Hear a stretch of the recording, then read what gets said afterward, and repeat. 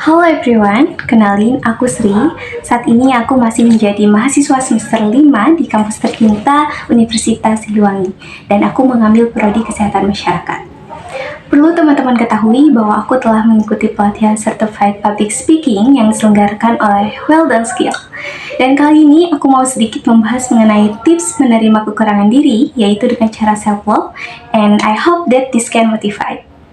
Seringkali kita merasa diri ini kurang pencapaian, ngerasa bahwa kok kita gini-gini aja ya, kok orang lain bisa ini, kok orang lain bisa itu, kok banyak hal yang selalu jadi bahan perbandingan dengan orang lain. Tanpa kita sadari, hal tersebut membuat kita insecure, terpuruk, merasa rendah dari orang lain, bahkan demotivasi. Jadi sebenarnya apa sih makna dari mencintai diri sendiri atau self-love yang kita punya sebagai manusia? Supaya kita secara sadar, penuh, dan utuh mencintai apa yang sudah Allah beri kepada kita. Jadi, sebenarnya self-love itu mencintai diri sendiri dan segala sesuatu yang tumbuh dari kita kecil sampai dewasa. Self-love adalah bagian dari mencintai diri sendiri dan pencipta kita. Komponen kita untuk mencintai diri kita adalah ketika kita berbaik hati pada diri kita walaupun kita gak perfect. Karena menjadi tidak sempurna adalah hal yang manusiawi. Daripada kita terus membandingkan diri kita dengan orang lain, lebih baik kita tanamkan mindset karena satu-satunya kompetisi yang kita miliki hanyalah kompetisi antara diri kita di masa sekarang dan diri kita di masa lalu. Apakah diri kita di masa sekarang lebih baik dari diri kita di masa lalu? Atau kesannya sama aja? Makanya kita butuh untuk meningkatkan diri kita supaya beda dengan versi kita yang sebelumnya. Ingat bahwa kita gak bisa terus menyabotase diri sendiri bahwa ada orang lain yang lebih baik daripada diri kita. Ada 3 tips yang bisa kita mulai untuk bisa self-love. Pertama, baik dulu terhadap diri sendiri. Baik di sini sebenarnya luas banget ya teman-teman, tapi kamu bisa mulai buat ngasih respon yang baik ke diri sendiri ketika kamu melakukan kesalahan.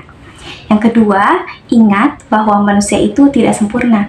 Semua manusia pasti pernah mengalami frustasi, marah, atau sedih. Semua manusia pernah salah dan pernah gagal.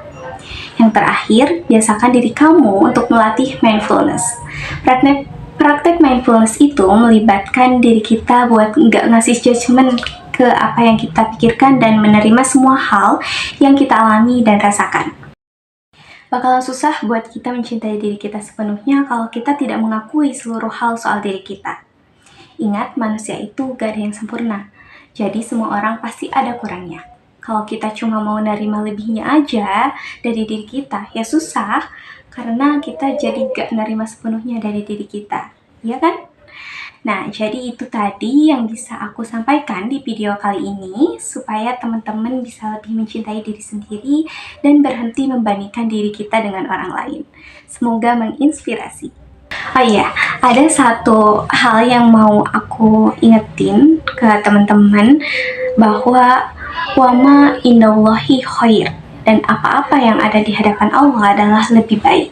Jadi jangan pernah merasa bahwa orang lain lebih bahagia, bahwa orang lain lebih baik. Jadi berdoa sampai kamu melihat sesuatu yang selama ini kamu doakan, dan bekerjalah sampai kamu bisa menikmati hasil atas apa yang selama ini kamu perjuangkan. Peluklah diri kamu dan berbaik hatilah meskipun saat itu kamu sedang tidak baik-baik saja.